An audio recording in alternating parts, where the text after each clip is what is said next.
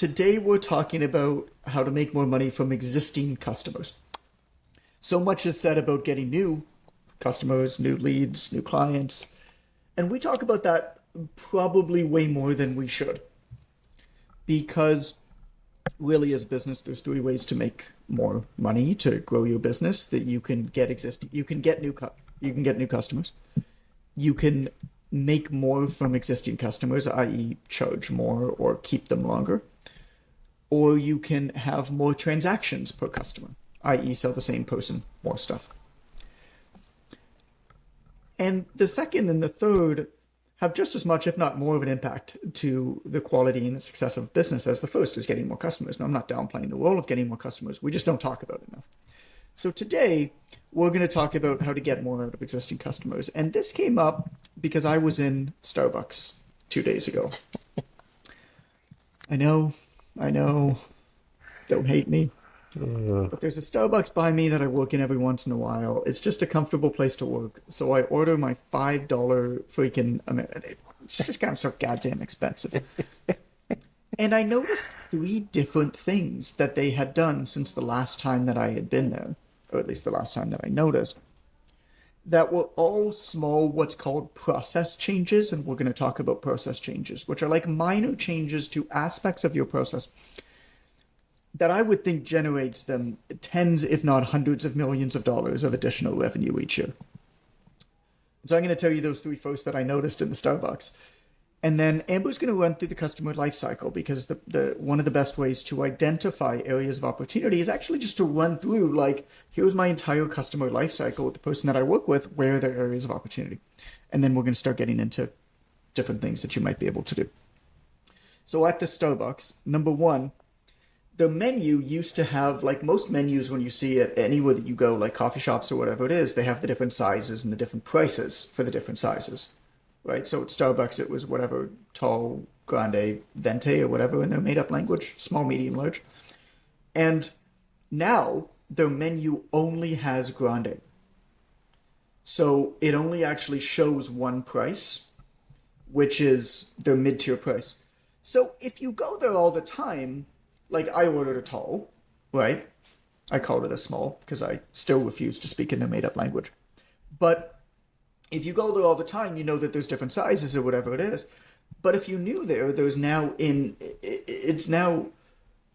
accepted behavior when you go there that this is what you order. If you want an Americano, that's the Americano you order. There's not different sizes. My guess is that they've defaulted to the grande. And the amount now that they sell of the bigger size, which it costs them basically no extra money. It's like a little bit of extra water. If you think about it, like a grande tea versus a tall tea, a grande Americano or coffee versus a tall. It's like maybe there's an extra shot of espresso in some of them, but it's basically extra water that they're charging like almost $1 extra for, if not more. So number one, they defaulted to that. Number two, it used to be you'd get your drink, whatever you get, and then you go over to the little station, right? And the little station had some milks, and the little station had their sugars and sweeteners and whatever it is, and you take whatever you take, and you mix your drink, and you'd have the little plastic or wooden straws, and you'd mix your drink. Well, now that entire station doesn't exist anymore. Now what you do is when you order, you tell them, you're like, oh, I want one sugar. Or I want sweetener, or I want milk, or whatever it is. So a few things. Number one, it eliminates a lot of waste. So now there's like no plastic little mixing things, which is great. But also, like, in eliminating waste, they eliminate their own cost. Because now they don't need to order this shit. Now they have one metal spoon that they keep washing, that they're mixing it with. Also, if you have to tell a human how much sugar you want or how much milk you want, you're going to order less. McDonald's noticed this. You know, McDonald's now, when you go in there, you can order off of a screen. You want to know something funny? People now order 2 hamburgers on average. Because if you have to speak to a human and go up to a desk, you're not going to go up and ask for 2 hamburgers, even if you want 2 hamburgers. But if all you got to do is type it into a screen, you're going to be like 2 hamburgers, shit, I want 2 fries too. And you're just going to put that in. And so people are ordering more. Well, it's the opposite effect at Starbucks. If you have to tell somebody what extras you want, like sugar and whatever calorie extras, you're actually going to tell them less most of the time than you would otherwise have added in yourself, because now you have to feel like a human's watching. And you're going to order less. There's also going to be a lot less waste. Like I would pour in like half a sugar packet sometimes and throw out the rest. Like there's none of that waste now. I would think that that probably saves them tens of millions of dollars in ingredient costs every single year. In waste, in people ordering less extras that they don't pay for. And then the third process change that I noticed was that after you checked out, now Amber and I discussed this one, and like this pissed me off. So in talking about this stuff, like Amber and I had a conversation about this, like she's like, yeah, but that would piss me off. I'm like, me too. Like I didn't like it, but I can tell you right now it works. So you have to decide like where you fit on this spectrum. But when you check out now, they hand you this little thing and it's an assumed tip. And the tip is not a percentage, it's a dollar amount. I can't remember what it was. It was like $1, $3, or $5 on the thing. Because a percentage of a $4 drink, 15 or 20%, is still like less than $1. But $1 is just like, yeah, I'll give $1. But really what you're doing, if you're giving $1 tip on like a $4 drink, you're giving like a 30% tip. It's so assumed. Like you feel, it's funny. It's like, I mean, I'll usually give it, even though I feel like kind of, fuck you. Like this is ridiculous that I'm spending $4 for a fucking coffee, and now I'm also tipping you. Like there was no service here. Like this is ridiculous. But that's kind of just the way that we are in North America with tipping these days. But this idea that it's assumed and that all you have to do is press a button, and there is a place where you can say no thank you, but like it feels kind of weird and you feel like they're watching if you click on no thank you. I will press it Again? and have eye contact the entire time. No. If it's like not above and beyond exceptional service. Like, no. Mm-mm. It So again, irritates me with all so of this that bad. we're saying, but we're not saying like you have to do these things. But I can tell you right now, that assume tip button makes a ton of money, so it works. So that's where this came about. Was these little? I went to Starbucks and I was like, these 3 changes across all Starbucks, assuming they do it across all Starbucks, they probably make them $100 million a year. Like that's the impact that tiny process changes can make. And I mean, I'm assuming that you're not Howard Marks, who's the CEO of Starbucks. So I'm assuming that. Actually, no, it's not Howard Marks. What's the CEO of Starbucks? I hope to never know that answer. Oh, it's a different guy, Laxman Naresh. Oh shit, this is embarrassing. It was Howard Schultz. That was who I was thinking about. Howard Marks is an investor. It was Howard Schultz. That's the guy whose book that I read. But this guy just became the CEO on March 20th, and his name is Laxman Narasimhan. That's embarrassing. I think you just explained a whole lot there, though, John. think I think you made a connection here between what happened in March and what you saw in your local Starbucks. Might be, hey. He was with PepsiCo beforehand. Yeah. That So, also Amber, explains some things. let's talk about the customer life cycle. Yeah, let's talk about the customer life cycle, Amber. And this is your bread and butter. This is where you thrive. Yeah. Yeah, this is where it's fun because this is all like the psychology and behavior of customers and stuff, and it's just really interesting, right? Because like people will say one thing but do another. And so that's why all of the stuff is really interesting to Yes. me. But the life cycle, if you look it up, you'll see it a few different ways, but you'll see 4 stages, 5 stages. I prefer the 5 stages because it breaks it down just a little bit more, and gives you more kind of meat on the bone to kind of play with. But there are What do we got? the 5 different stages. So we have reach, which is like they're considering, they're doing research, they're acknowledging the fact that, hey, I know I have a problem and I need to solve it. And then they get into the acquisition stage, which is where they are on your website. They are potentially reaching out to ask questions. They are a solid lead at this point. Then moving into conversion, like, okay, I'm about to make the purchase. I've made a decision, but I need to follow through and actually do the purchase. Then there's retention. Congratulations, you are in a relationship with this customer, right? They've made the purchase, they are in. Then you have loyalty at the end. And so hopefully getting them into staying with you long term. And on top of that, bringing other people with them, hopefully. But the really interesting thing is that they can be in multiple stages depending on the situation. They may bounce back and forth, or they could be in 2 at the same time. And so it just, again, adds to that. It's really interesting and kind of complicated to look at sometimes, but that's the 5 stages. So if you want to really like geek out on like customer lifecycle stuff, send Amber an email, amber@theptdc.com. I will do this with you all day long. This stuff is really, really, and this stuff is really touchy. I mean, at its core, what really matters, right? You need to acquire a lead, you need to convert that lead, you need to take the payment, you need to send your thing, you need to deliver support for your thing, you need to encourage referrals and renew that person. That's the goal. How that looks and the process of acquiring that lead, like, yeah, they're going to be in this contemplative phase for a while. They may even switch over to, hey, I'm really thinking about it, and then going back to contemplation at a point. But for everybody, it's basically the same. They're going to be in that cycle at some point. And so the question then stands, right? These are the basics that don't change. And again, if you want to really geek out on this, amber@theptdc.com. She loves emails. I do. Be sure to You'll send probably her get a video lots. back of me talking way too much. That's usually how that works. Probably a So Loom how do you video want me to? with It is, on-screen it's a Loom demonstration. video. Yeah, probably. Because there's always It's more than always one a Loom answer, video. right? It's always. Yeah. Well,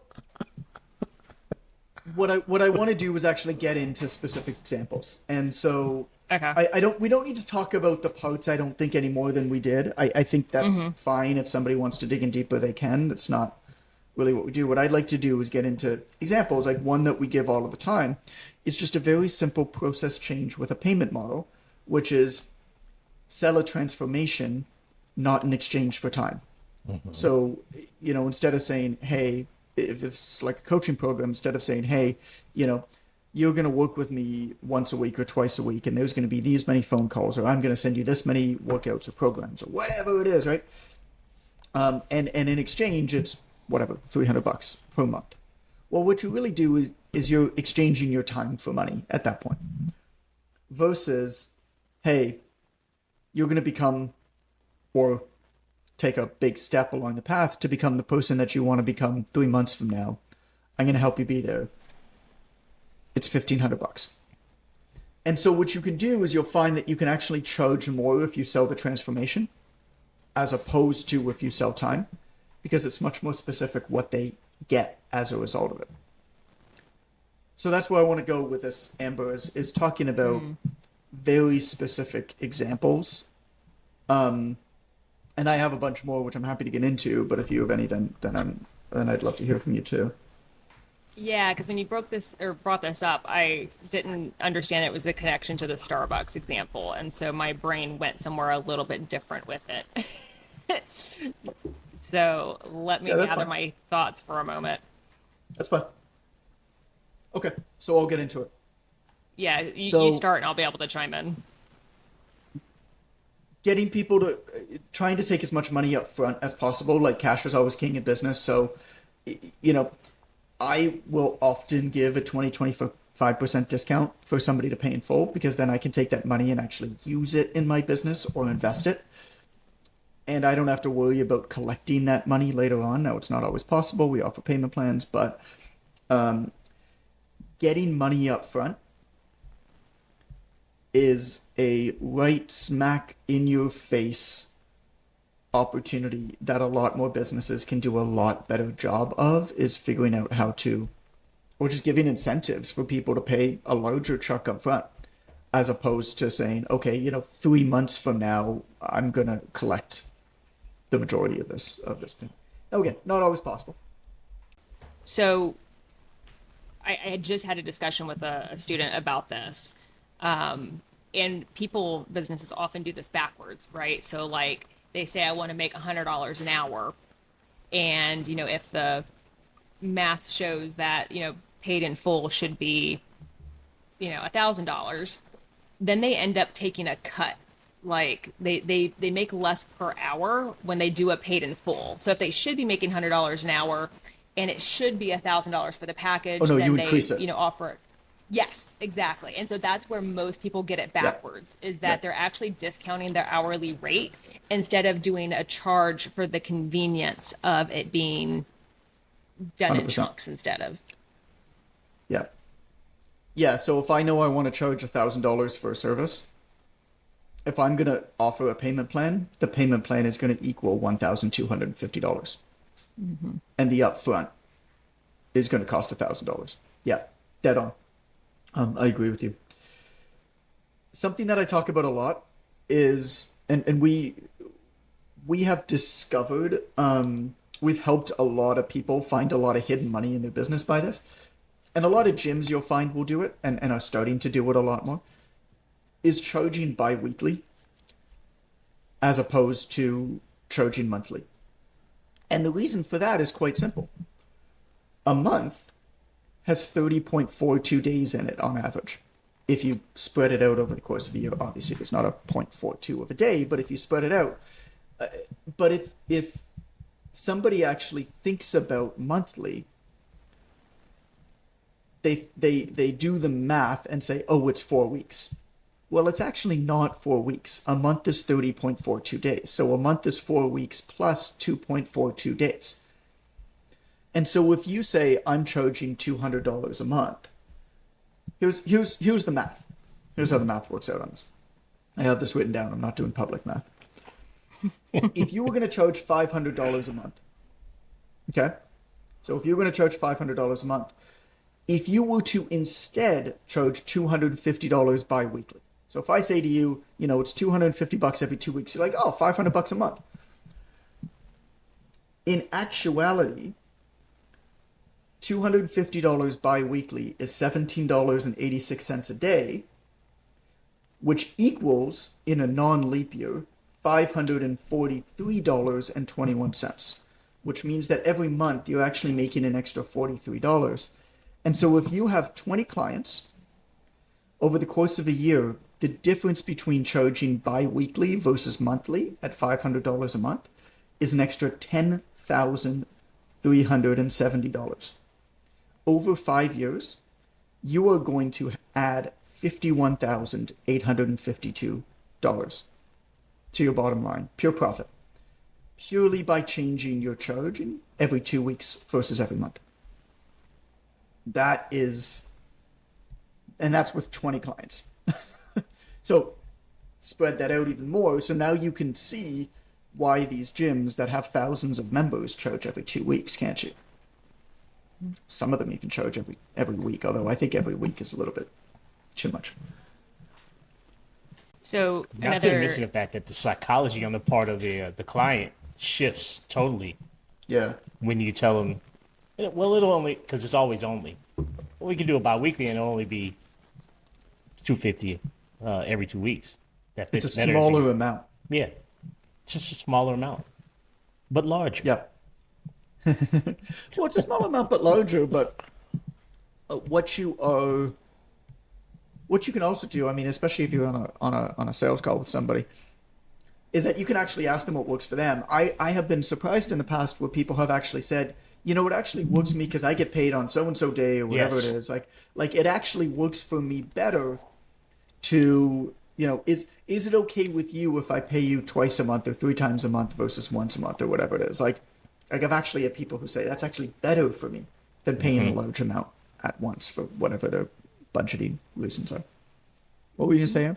Another thing that we can do is if you really pay attention to your customers' behavior and interests, you can start making personalized recommendations based on past behavior, right? So, like a super obvious example, like I use Walmart Plus, and when I order groceries, it reminds me, hey, in the past, you've bought this and this and this. Are you forgetting something that you've bought in the past? Like instant upgrade, potential there. So just by paying attention to What? customers and clients' past behavior and using that proactively can be an instant boost in additional income. Yeah. Oh, you said you just wanted to get 10 sessions, or you said you just want to do this. Hey, in the past, we've done that. I think that's great. Yeah, because one of the things that I'm going to talk about here, which just leads into, is basically supersizing. Like, hey, would you like fries with that? Or so this is there's two terms for it, which is upselling and cross selling. An upsell basically means, hey, I want to sell you a bigger size of that. If you buy a medium, I'm going to try to sell you a large, right? A cross sell means I'm going to sell you something else at the same time as I'm going to sell you that thing. There's and I think both very much work. I mean, if you work in the fitness industry, like there's very distinct cross sells. If they work out at home, you can sell them fitness equipment. Even like a concierge service where you just order them on Amazon for them and charge an extra couple bucks for that, as opposed to sending them the link to Amazon. You just say, hey, I can give you all the links and stuff to order, or would you like me to just order this stuff for you? And, I charge you an extra 30 or 40 bucks just for the time to do it, but would you like me to just order all the stuff for you? I tell you right now, as a customer, I'd say yes straight up. Any type of nutritional counseling, if you just do workouts like nutritional counseling, if you don't offer it yourself, like find somebody who does. I mean, it is not hard. Go online, find a nutrition counseling service that you like, go to them and be like, hey, if I send you somebody, will you give me 20%? So if you know that there's a team and other professionals that your people will likely need, in advance building relationships with them and being able to refer them, it's perfectly reasonable to ask for a percentage commission for referring them. Could be a nice way to do it. Home kitchen assessments, grocery store assessments, like, hey, I'll go to the grocery store with you, or hey, Zoom your kitchen and we'll go in there and help you arrange it better, right? Things like that. Similar to fitness equipment, supplements, if you think the person needs supplements, ordering it for them on their behalf, or a lot of supplement companies will have some sort of like trainer relationship, whatever deal. Cookbooks, like this could be a freebie, or it could be like same type of thing, like recipe books, smoothie books, basically anything else that might like aid them on their journey could be something that you do it. What I actually like though most is putting together a time specific promo that you can run people through. So if you're already, let's say, working with a client, if you say, hey, I've got a program coming up, it's a 8-week to summertime blast, 8-week to t-shirt blaster right now. It's like, whatever, get ready for your winter vacation. But if you live in this side of the world, okay, well, in addition to your training, this means that I'm going to match you with a nutrition person. We're going to nail that. We're going to get you all the supplements that you need. We're going to do a body fat scan at the beginning and the end. It's an additional $200. Is that something you want to do? And you just offer that to all your clients. I really like the idea of a few times, particularly throughout the year, you just have a set program that you can upsell them into that's in addition to what they're training for a specific goal that's upcoming. And I mean, you're going to have a fair amount of people that are going to take you up on that thing. And it shouldn't cost you very much. It's not extra time. To be honest, some of these things are things that you might be doing anyways for free, because a lot of people who work with clients do stuff for free with their clients that is largely outside of their purview of whatever their stated deliverables are. Anything that you do in? Yeah, I think one thing that first there are some things that I do, but I think the other thing in the context of what you're talking about now is I think that most of us as coaches drastically underestimate the power of convenience, right? You know, when you're doing these types of things, you're making it more convenient for the client. Whether or not you're putting together a grocery list for them, whether or not you're sending them the things that they may need that aren't wildly expensive, but just cost them time to look through Amazon to find the right foam roller that they want or the right exercise, just saving them the time of not having to think about it, because I think we undervalue the fact that the people that we're working with, for the most parts, aren't professionals at this particular thing. And what's an afterthought to us is days of deliberation for them to decide on. When you get to the point where you can start intersecting before they need to make a decision on something, already have made it for them, and then provide them with the thing, definitely worked an upsell. And that's what I've started to do with my clients in terms of things that I need to send them to from Amazon.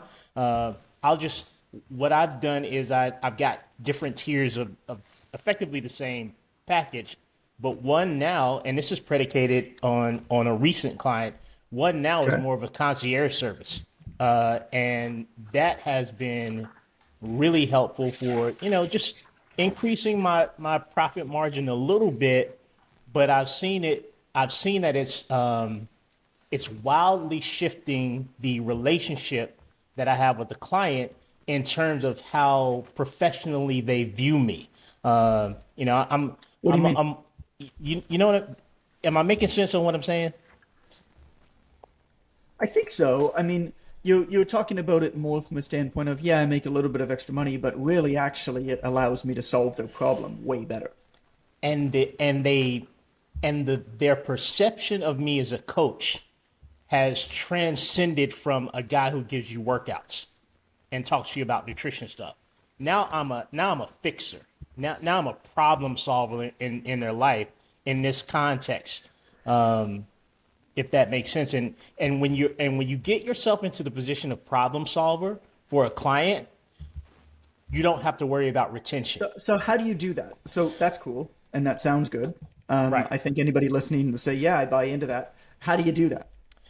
Well, one of the things is, something that Amber talks about often, knowing what your client is going to encounter, and you need to have had clients for some period of time to recognize the patterns, but knowing what your client is going to encounter and providing something already. So week 3, I've started to send out gratitude logs, journals, because Okay. I find that the big feelings come in week 3. I send it at the end of week 2, usually by Amazon. It's easy, 1 or 2 days. And when week 3 happens and we start to talk about, this is where you're going to have a sticking point. And they say, yeah, you're right, because I really haven't felt like it. And then the next day they say, I just got the journal you sent me. Thanks so much. I've been writing it in already because I felt frustrated this week. Like, understanding where those points are, providing the solution at the same intersection as the problem. And you should be pretty well versed in this as a coach if you've worked with any particular niche for any significant amount of time, because the problems are cyclical. Like, it's always a week 3 thing. For me at week 8, it's always a frustration thing with scale weight, because my clients have seen a shift in scale weight somewhere around week 6, and then somewhere around week 8 they don't feel it so much, and I send them a little wristband, and the little wristband says, "You can do it, don't quit." And I'll usually enclose a note like, just knowing. And then there are specific things to your actual program. I've got clients that I've introduced a recovery week, a deload week. It involves foam rolling. Sending the foam roller then, it's like $20 for me or something, maybe 15 or 13. Having the Right, but we're foam not. roller. But we're not talking about like gifting stuff and like helping people through it at this point, No, right? We're, no, we're talking about ways to try to make more from people. So I get it and I buy into that. I think what you're hitting on though, which is really really good and really really dialed in, goes more into the customer experience and the customer journey part, which is, around week 3 people are going to be starting to feel a certain way. Like, that's a pretty well established thing. Like, 2.5 to 3 weeks after somebody buys something, the honeymoon period's over. The what the fuck am I doing period starts. And so where is there an opportunity there? What you're saying to But optimize the also, experience, right? but also you can start a service around it. Like you can charge a bit more if I've got clients out ahead that are having that experience and they are mentioning, they are mentioning it in the context of my group. It allows me to present that to clients that are behind them chronologically as, hey, Timmy, Donna and Tanika are enjoying the concierge service. For those of you that aren't familiar with it, Donna, Tanika, share what your insight is about it. Hey, Right. I've got this available to everybody now as an upsell, um, because it solves the problem of inconveniencing the client in any way, and I Yeah, love I love I like that. that idea. I like the idea of just like where is the client inconvenience? Like it is not good to say to a client, "Hey, I'm going to send you a link to something on Amazon to buy." You can give them that option, Right. but I mean, in almost every case, it's like, yo, why don't I just I can send you the link to these three things. You need like it'd be good for you to have some bands. Be good for you to have like a foam roller and I want to send you a little gift too. Like one thing that Allison sent a bunch of her girlfriends one time, because a couple of them were going through hard times, so they all got it. Was just like a metal bracelet. It was super cheap, but on the outside of it was just a metal bracelet, but on the inside of it just said, "You fucking got this." Like you can just add that in, right? They don't need to know it, but you can just add that in. But you could say to them, "Hey, as part of the concierge service, I get this stuff for you." Right. And you don't And even need to think about it. You want me to just do that for you? Like it's an extra, whatever, 75 I've bucks been a month, doing 100 bucks a month. I've been doing $50, and it's been working out well for me so far to Yeah. push the price a little bit, the investment a little bit higher because it's not a cost. And for most people, they would rather give you $50 than be inconvenienced. I've found Yeah. And they they're going to buy probably this rather stuff give me anyway. they probably rather give me 200. I just haven't pushed it to that. I mean, realistically, it's absolutely doable. I think also, like, the point is they're going to buy this stuff anyway. Right, Like, I think right. about the CrossFit box that I go to, and then we got to run. I'll recommend another episode. But the CrossFit box that I go to, for some reason, the guy really likes athletic greens. And I don't know why. It's ridiculous. It's overpriced. The only reason that so many people talk about it is because they pay so much goddamn money to people who are affiliates because it's so overpriced. So who do you think is really paying that money? And it's fine. There's nothing wrong with it. Maybe it's a little bit better, but like you don't even eat a carrot. Like you don't really need to optimize your greens intake. You know what I'm saying? Like you just need a little bit more vitamins and minerals. Like that's the issue. So like a greens you're gonna get at your local store for a third the price is perfectly fine and more than good enough. And the difference between that and athletic greens is negligible to nothing. Anyway, that's my opinion. But he recommends to people like they talk about it. They're like, yeah, I heard on the Huberman podcast that athletic greens is good. It's like, yeah, because he's making like a fucking $1 million off of that every single year. Like that's why he's talking about that shit, right? Uh, but but other people are like buying the greens now, and I see them coming in with their little glass bottle and whatever with their athletic greens, and I was like, you as the gym owner, you realize you could add thousands of dollars a month to your bottom line. Like these people are buying this insane overpriced powder. Why don't you just sign up as an affiliate to this company if you're going to recommend it anyway? And put that in your bottom line. Like it's like again, I don't think you should recommend athletic greens. Let's be clear. But But if you are anyway, and I think a greens powder is effective. I think that it can be something that's valuable. And I had greens powder this morning, but I don't even know what the brand was because I don't think that it really matters. But like, if you're gonna recommend this stuff anyway, and your people are buying it anyway, well, you may as well get a couple bucks for it, right? Okay. Thank you for tuning into the podcast. I hope that this helped. I hope it got you thinking about your customer journey a little bit, places where there might be some opportunities to tweak the way that you charge, how you charge, even how you like take money from people, whether you get it in full, maybe other programs you can sell in addition to yours to the same people, maybe other things you can sell or recommend, or people that you can recommend in addition to yours. There are a lot of opportunities for a lot of companies, small businesses, coaching companies, to add pretty significant amounts of money to their bottom line with no extra work. It takes you, all that it takes is just going through those steps that Amber laid out at the beginning of where people are at any one point and mapping that out and looking for those opportunities. One of them, of course, is raising your prices. And a lot of people, basically, if you're thinking about raising your prices, you're probably too late. You probably should have raised it a long time ago. Now, the issue that some people have is that it's been so long since they raised their prices that to bring their prices up to a reasonable amount, they actually have to raise it a lot to get there, and that's a scary thing. And so I want you to have a listen to episode 96. It's called Raise Your Prices Painlessly. We talk about how to raise them. We give some scripts how to raise them, but we also talk about the issue of if you haven't done a price raise in a long time, how you go about navigating that systematically over time to get up to where you should be, as opposed to making like a massive jump where you are scared of losing clients. But we also talk about how, if you do raise your prices a lot and you do lose a few clients or customers, is that really such a bad thing? I think that's a good question to ask. I don't think it's necessarily right or wrong. So recommend you check out that episode right now. That's episode 96, Raise Your Prices Painlessly. And as always, thank you for tuning in.